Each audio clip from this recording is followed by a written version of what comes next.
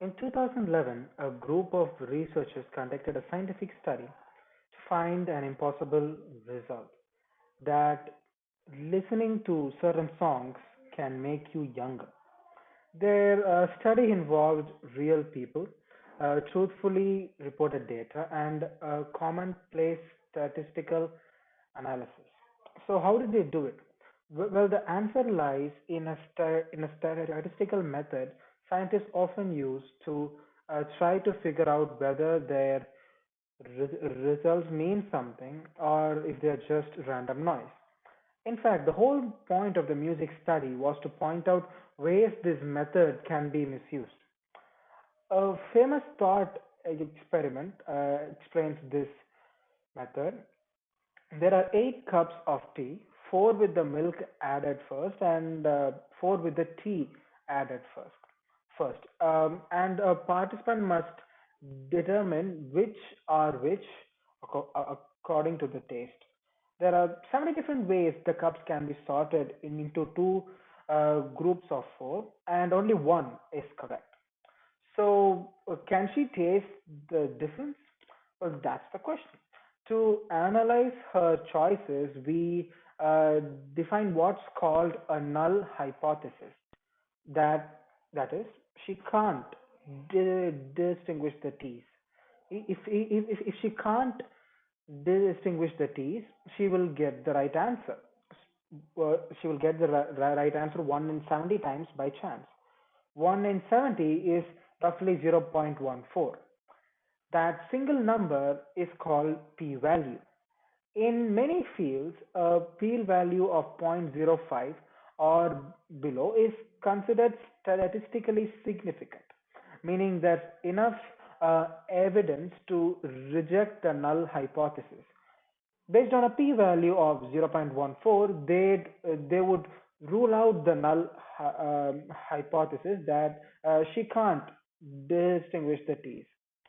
Though p-values are commonly used by both researchers and journals to evaluate scientific results, they are really confusing, even for many scientists. That's partly because all p-value uh, actually tells us is the probability of getting a certain result, assuming the null hypothesis is true. So if she correctly sorts the T's, the p-value is the probability of her doing so, as assuming she can't tell the difference. But the reverse isn't true. The p-value doesn't tell us the probability that she can taste the difference, which is what we are trying to find out. So if a p-value doesn't answer the research question, why does the scientific community use it? Well, because even though p-value doesn't directly state the probability that the results are due to random chance, it usually gives a reliable indication when you so that at least it does when used correctly. And that's where many researchers and even whole fields have run into trouble. Most real studies are more complex than the T experiment.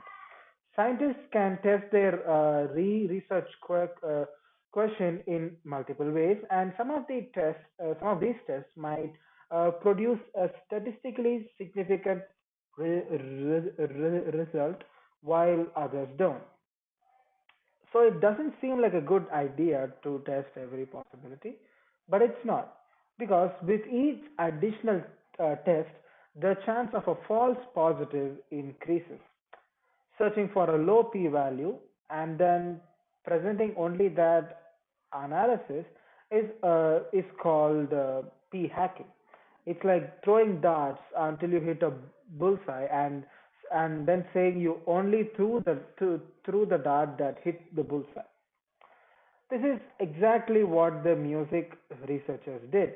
They played three groups of participants, each a different song, and collected lots of information about them.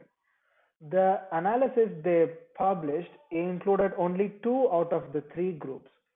Of all the information they collected, their analysis only used the participants' father's age to control for variation in baseline age across participants.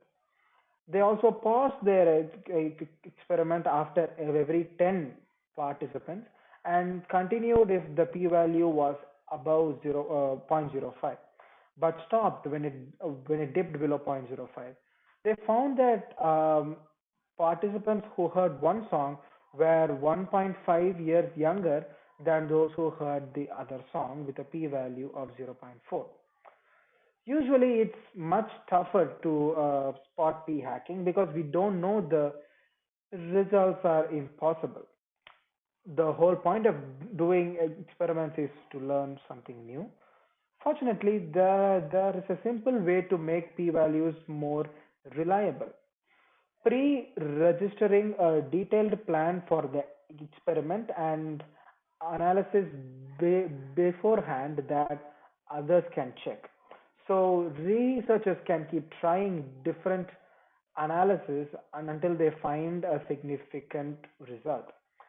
And in the true spirit of scientific inquiry, there's even a new field that's basically science doing science on itself, studying scientific practices in order to improve them.